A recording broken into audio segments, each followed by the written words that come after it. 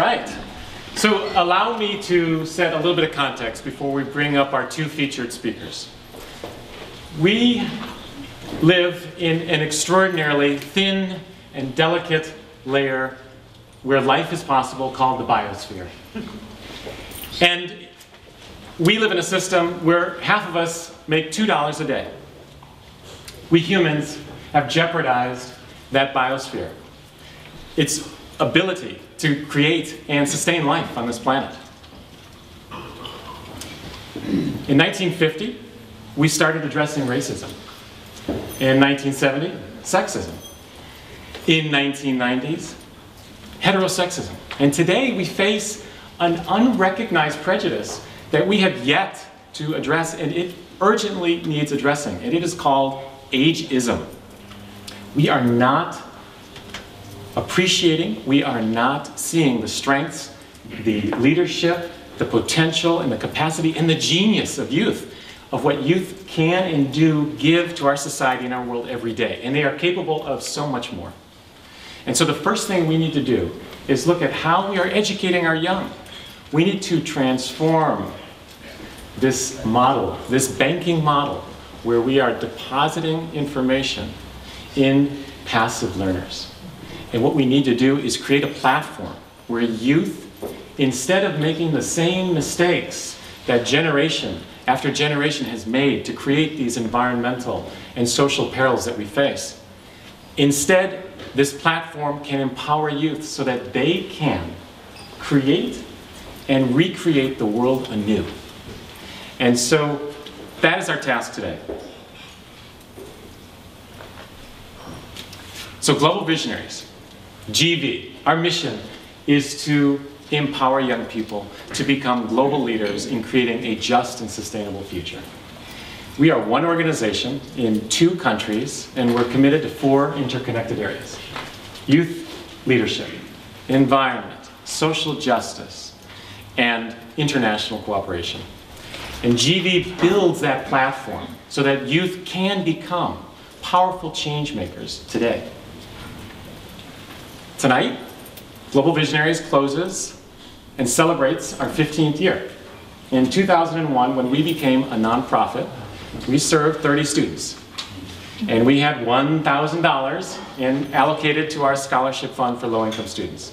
This past year, we served 490 students, and we allocated $93,000 to our scholarship fund for low-income students. Yes.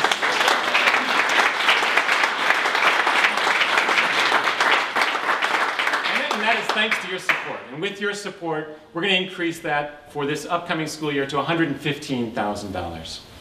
So, Bill Drayton, amazing founder of Ashoka, says that no matter how urgent and pressing any problem is today, environmental or financial or energy, what we need to do and what our biggest contribution can be is to increase the proportion of humans who actually know that they can cause change. And so that is what we are doing here tonight. We are creating social entrepreneurs and global leaders in the youth. So,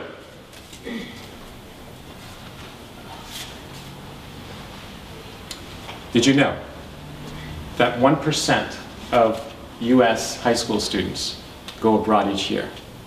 And of that 1%, only 4% are students of color. GV, by design, brings together a richly diverse group of youth. Half the youth are from low-income families. Half are from middle and upper middle-income families. 50% are students of color, 50% are European American. And so by design, in our first year program, we bring together this richly diverse group, and it creates an inclusive GV community, and by extension, a world where people who generally do not interact get together. So,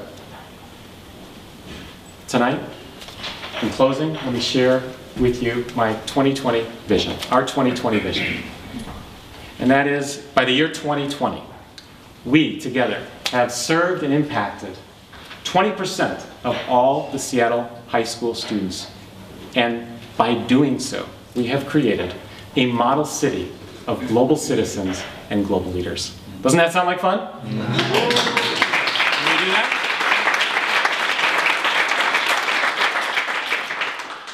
And we will do that by bringing together this richly diverse group that shares this very thin and delicate layer we call the biosphere. And we will have a just and sustainable future. So there's the context. And so now let's bring up our first of two speakers. Her name is Samrawit Sainhu. I'm sure you're going to be touched by her story as much as I have been touched, moved, and inspired. So let's give her a warm welcome.